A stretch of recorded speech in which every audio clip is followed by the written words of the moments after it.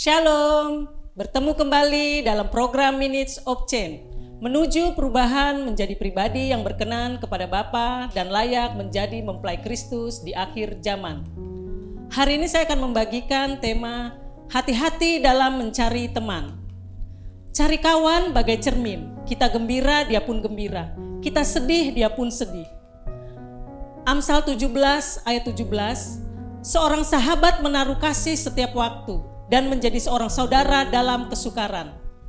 Zaman sekarang sangat sulit menemukan sahabat yang demikian. Umumnya mereka mau berteman tatkala sedang senang saja. Ketika kesusahan itu datang, maka teman tersebut pergi meninggalkan kita. Amsal 18 ayat 24. Ada teman yang mendatangkan kecelakaan, tetapi ada juga sahabat yang lebih karib daripada seorang saudara. Seleksilah teman sedini mungkin. Lihat tanda-tandanya. Jika mereka muncul tatkala susah, selalu meminta pertolongan dan bantuan, tidak perlu ada satupun berita baik, kabar baik, atau mengingat kita dengan memberikan sesuatu, bukan karena nilainya, maka itu bukanlah teman yang baik. Amsal 16 ayat 28. Orang yang curang menimbulkan pertengkaran, dan seorang pemfitnah menceraikan sahabat yang karib. Yang lebih parah, mereka selalu menyurangi kita. Kata-kata dan perbuatannya selalu bertolak belakang.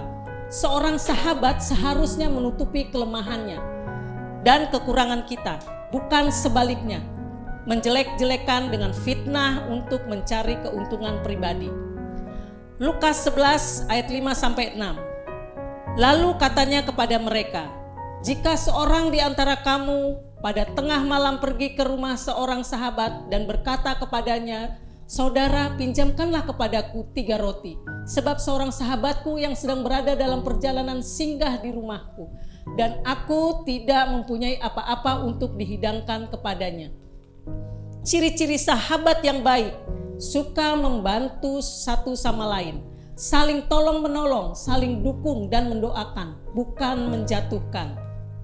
Lukas 11 ayat 7-8. Masakan ia di dalam rumah itu akan menjawab, jangan mengganggu aku, pintu sudah tertutup, dan aku serta anak-anakku sudah tidur.